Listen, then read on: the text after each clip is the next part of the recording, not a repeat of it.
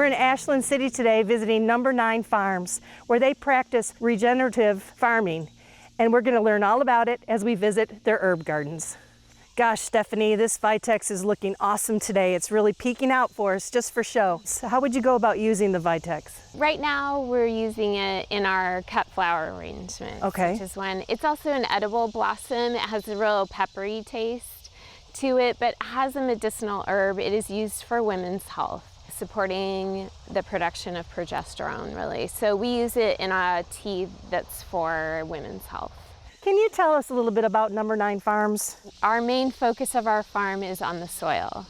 So when we are farming, we are thinking about what can we do to benefit the macro and microorganisms that are living in the soil who are going to help us grow better plants. So we are basically trying to copy what naturally occurs in nature. So there are organisms that we can see, like spiders and lizards and ants and things like that, that are breaking down organic matter to a place where they can be absorbed into the soil.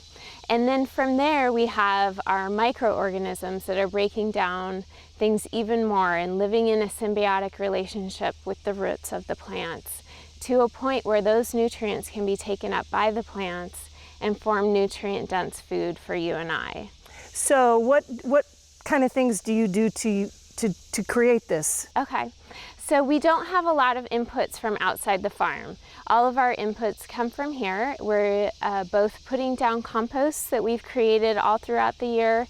We typically do that in the fall so that the organisms have a chance to break that compost down while a lot of things are dormant. We also are constantly mulching. We never want to leave bare soil. We are laying down various types of mulch depending on what kind of bed it is. And that helps retain moisture in the soil. It provides food for the organisms, and it also helps regulate the temperature of the soil. Which is important because? It helps plants not be stressed out. Any plant that's stressed out is going to be liable to succumb to pest problems. Insects we think of as the bad guys. Really, they're decomposers and pollinators. So if they feel like a plant is stressed out, then they come to decompose it for us. And so we want to keep our plants really healthy and not stressed out. Let's go on and see what other herbs we have up here. Stephanie, the basil looks great. It smells yummy also. What kind of basil is this? This is sweet Genovese basil. And so tell me a little bit about how you keep production strong on basil. Well, this is our second planting of basil. So our first planting that happened in May after that late freeze is in the garden by our peppers. And then this is our second planting of basil. So we do successions throughout the season of basil so that we always have really good, beautiful leaves going. Will you do one more before frost or no? Absolutely, okay. Yes. Well, I'm familiar with this basil, but there's something up here that I'm not, so I would like you to explain it to me, please. Okay. What is this? It's beautiful. So this is called red shiso. Shiso? Shiso. Okay. Sometimes referred to as purple shiso. It is a Japanese culinary herb. So they're using it typically fresh in their Japanese dishes, similarly to how we would cut basil on top of dishes. Did you start growing this for one restaurant in particular? Because I know you supply several restaurants in Nashville. Probably the main inspiration for us growing it was Jack. We work really closely with them. Jess and Trey are wonderful people, and we actually just had a farm dinner with them here at the farm this week.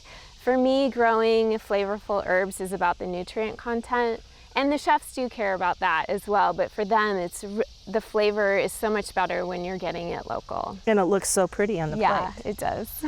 Stephanie, I grew this plant several years ago, but I cannot remember what it's called. What is it? This is called toothache plant. And so, medicinal then?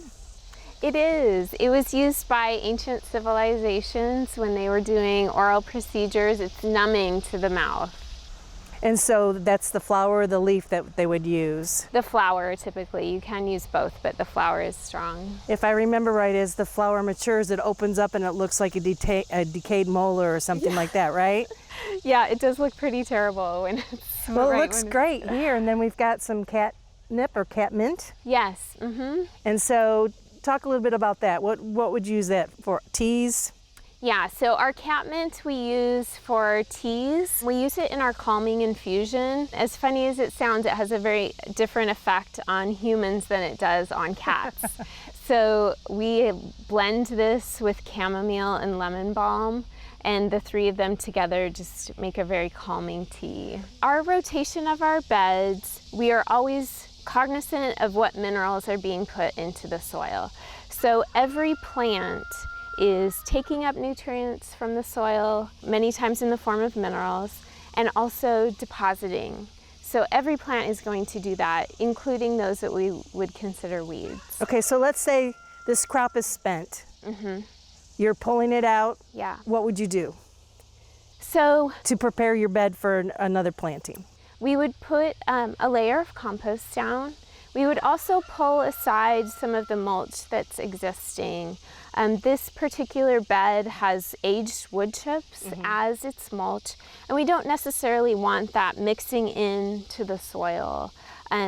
As wood breaks down, it's pulling nitrogen, actually just binding it up during its decomposition. So for beds that have aged wood chips as the mulch, we're pulling that aside, laying some compost down, and then transplanting. If we are going to be doing it at the end of the season, like we will with these guys here, we'll be putting in a cover crop. And typically that will be Austrian winter peas or red clover. Okay. This is one of my favorites, lemon verbena. Even if the regular gardener just wanted to grow it for the fragrance in their garden, it's perfect. But what are you using this for? So a lot of restaurants use this both in food and in cocktails and infusions for teas. We use it as a medicinal herb and as a culinary herb. So we are using it in a tea called lemon infusion. We put lemon peel in it as well, and also lemongrass. So that tea is very flavorful, also high in vitamin C. And then medicinally, it's very immune supportive, and they're also finding it really supportive for brain health. And so what other herbs do you grow specifically for making your soil stronger, better? Yeah, so this is a perennial herb. Right. So even here in the South with our harsh winters, there'll be a few plants that don't come back, but it will keep coming back. And so we have to actually interplant with all of our perennial herbs to really restore minerals back into the soil. So some of those, that I already mentioned, the red clover is the big one. So then also some of our annual ones, chamomile actually is a great one for restoring minerals to the soil and is self-seeding as well. Are you using German or Roman? We use German, yeah. Roman has a different flavor and medicinal profile. Okay. And here in Middle Tennessee, it's not perennial like it is in other parts of the country. And then we'll also interplant different vegetables actually in with our herbs, so legumes, beets, things like that are really putting things back into the soil. So tell me about this hibiscus. Why are you so excited about it right now? So this is red tyroselle hibiscus. This is the hibiscus where if you get a really red hibiscus iced tea or something, it's from this plant. And do they use the stems of it? I noticed the stems are the red, or are they going to steep the flowers? It's actually not even the flowers, it's the pods that form after it has blossomed. Well, that's very interesting. Yeah, so to me, this plant is just a beautiful plant to have in the yard. And this part of the country, we have to start it from seed every spring. But to me, it's worth it. It's a beautiful plant. Well, Stephanie, I want to thank you very much for sharing with us today.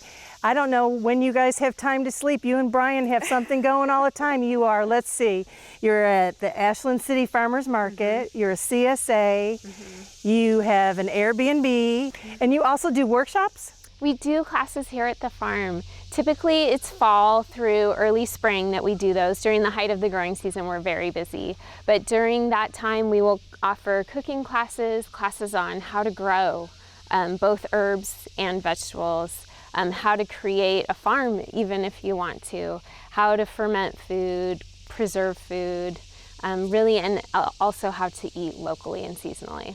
And then we also are a huge provider of just local restaurants for herbs, edible blossoms, and specialty vegetables. So I'm sure our viewers could get on your website and learn more. What is your website? It's No.9farms.com, No.9farms.com. Well, Stephanie, again, I want to thank you for sharing today. It's been very educational for me, and I really appreciate your time today. Thank you.